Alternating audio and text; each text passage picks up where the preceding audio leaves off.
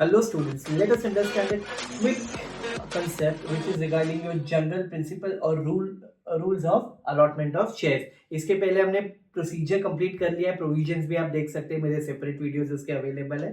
So without wasting time अभी exam point of view HSC board 2025 के लिए बहुत इंपॉर्टेंट होने वाला है. ओके, तो जनरल प्रिंसिपल्स या रूल्स बोल लो, बोथ आर सेम. क्या है, किसके पास प्रॉपर अथॉरिटी है? तो प्रॉपर अथॉरिटी किसके पास है? बोर्ड ऑफ डायरेक्टर या अलॉटमेंट कमिटी. किसके पास है? बोर्ड ऑफ डायरेक्टर या अलॉटमेंट कमिटी हैज और हैव अथॉरिटी, पावर है उनके पास to look into the matter of allotment of share. Allotment of share का मतलब कि दैट कंपनी किसको शेयर देने वाली है या किसको शेयर नहीं देने वाली है, उसका मैटर्स जो भी होगा, उसके रिलेटेड जो भी अफेयर्स होंगे वो कंपनी में कौन देखेंगे? Board of directors of the company या फिर allotment committee. Board of director of the company या allotment committee. Allotment must be against application only. Simple सी बात है. अभी जो एप्लीकेंट्स होते हैं, कौन होते हैं? एप्लीकेंट. उनको हम लोग क्या बोलते हैं? Share applicant. Share applicant. Share applicant कौन सा फॉर्म भरते हैं? Share application form.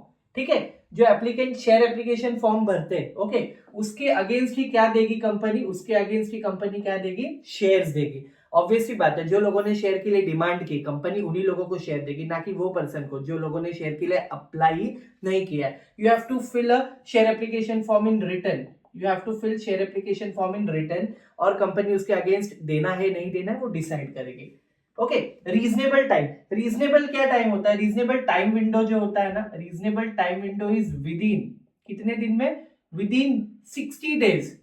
With in 60 days of allotment. जो भी कंपनी ने अलॉटमेंट बोला उसके 60 दिन के अंदर अंदर, उसके 60 दिन के अंदर अंदर 60 डेज, जिन जिन लोगों ने अप्लाई किया है कंपनी डिसाइड करेगी उनको देना है या नहीं देना है. और ये कब चालू होता है और अलॉटमेंट कब चालू हो जाना चाहिए? अलॉटमेंट मस्ट स्टार्ट कब चालू हो जाता है? Must start within 5th day. Within 5वां दिन होता है. Within 5th day of issue of prospectus. Of issue of prospectus. मैंने पहले ही आपको बताया, प्रोस्पेक्टस एक ऐसी चीज है जिसमें कंपनी की फाइनेंशियल डिटेल यानी मटेरियल डिटेल होती है, जिसको देखकर एक इन्वेस्टर डिसाइड करता है कि उस कंपनी में इन्वेस्ट करना है, शेयर खरीदना है या नहीं खरीदना है. वो क्या होता है? Prospectus. It is general invitation to public to purchase it shares. कौन सी कंपनी देगी? Public company. ओके, अगर प्राइवेट कंपनी होगी तो क्या देती है? Statement in lieu of prospectus. आपको याद होना चाहिए रीजनेबल टाइम कितने, विद इन कितने टाइम फ्रेम में होना चाहिए? 60 दिन, 60 डे के अंदर. और अलॉटमेंट कब चालू हो जाना चाहिए? अलॉटमेंट जब भी जिस दिन को प्रोस्पेक्टस इशू किया उसके 5 दिन तक, उसके 5th डे पे स्टार्ट हो जाना चाहिए अलॉटमेंट. ओके, और कब तक हो जाना चाहिए कंप्लीट? 60 डे के अंदर. अगर 60 दिन के अंदर नहीं होता है तो क्या होगा? कंपनी शेयर एप्लीकेंट को उनके मनी क्या करने वाली है? रिफंड करेगी. ओके, सो ये यू शुड नो दैट. और उसके बाद क्या है? Absolute and unconditional allotment. Absolute and unconditional allotment का मतलब ये होता है कि एब्सोल्यूट यानी शेयर एप्लीकेशन फॉर्म भरा होगा किसी शेयर एप्लीकेशन ने, ठीक है, शेयर एप्लीकेशन फॉर्म भरा होगा, बराबर. उसमें बताया होगा उसको कितने नंबर ऑफ शेयर चाहिए, कैसे चाहिए, कैसे नहीं चाहिए. जो डिटेल उनके शेयर एप्लीकेशन फॉर्म में होगी उसी के अकॉर्डिंग कंपनी उनको देगी. एब्सोल्यूट यानी वैसे का वैसा. अनकंडीशनल यानी उस पर कोई कंडीशन या कोई भी रूल या कुछ भी अप्लाई नहीं करेगी. कैंडिडेट ने जैसे अप्लाई किया था शेयर एप्लीकेशन फॉर्म में उसी के अकॉर्डिंग कंपनी वो लोगों को एब्सोल्यूट एंड अनकंडीशनल अलॉटमेंट देगी. उसमें कुछ भी अपने से कोई कंडीशन या कुछ भी चीज ऐड नहीं करेगी व्हाइल इशूइंग और अलॉटिंग शेयर्स. उसके बाद है एप्लीकेशन, सॉरी, कम्युनिकेशन. कम्युनिकेशन कैसे करती है कंपनी? बहुत बहुत बहुत सिंपल है. देखो, जिसको अलॉटमेंट मिलने वाला है, जिसको अलॉटमेंट मिलने वाला है उसको कंपनी क्या देती है? Letter of allotment. क्या देती है? Letter of allotment. और जिसको लेटर ये नहीं मिलने वाली है यानी कंपनी शेयर नहीं देने वाली है उसको कंपनी क्या देती है? Letter of regret. Letter of regret. ये आपके अंडरस्टैंडिंग के लिए, बिकॉज फिलिंग द ब्लैंक्स में भी आता है, मैच द कॉलम में भी आता है, जस्टिफाई में भी आता है, आपको पता होना चाहिए. तो कंपनी जिसको शेयर देने वाली है आगे उसको क्या देगी? Letter of allotment. Letter of allotment में क्या कम्युनिकेट करेगी? नंबर ऑफ शेयर क्या है ना, उसकी प्राइस क्या है, कब मिलने वाला है, अलॉट होने वाला है, उसकी डेट क्या है, ये सारी चीजें लेटर ऑफ अलॉटमेंट में कम्युनिकेट की जाएगी. किससे?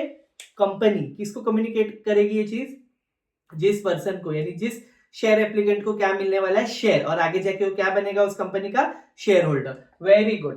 ओके, उसके बाद आता है allotment should not be in contravention of, देखो क्या होता है, कंपनीज एक्ट 2013 के हिसाब से जो भी शेयर अलॉटमेंट के रूल है, जो भी शेयर अलॉटमेंट के रूल्स है, रूल्स यानी रूल्स किस में लिखे होते हैं, कंपनी के लॉ में लिखे होते हैं, उन रूल्स को क्या नहीं करना है, कॉन्ट्रावेंशन यानी उन रूल को क्या नहीं करना है, ब्रेक नहीं करना है। ब्रेक का मतलब वाइल डूइंग अलॉटमेंट, क्या बोला जाता है, while doing allotment, while doing allotment.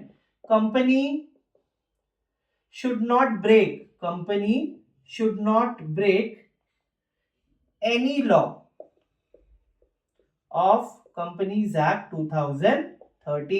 2013 के हिसाब से जो भी कंपनीज एक्ट के लॉ है उनको ब्रेक कर कंपनी कोई भी अलॉटमेंट नहीं करेगी, कोई भी कानून को नहीं तोड़ेगी, है ना। तो इट्स अ वे। और वो अलॉटमेंट जब करेगी तो उसमें कौन सी कंडीशन फुलफिल होनी चाहिए, that allotment must be absolute and unconditional. आई बात समझ। So with this general principle exam में आराम से आप 4 मार्क्स एग्जाम में गेन कर पाओगे। Thank you.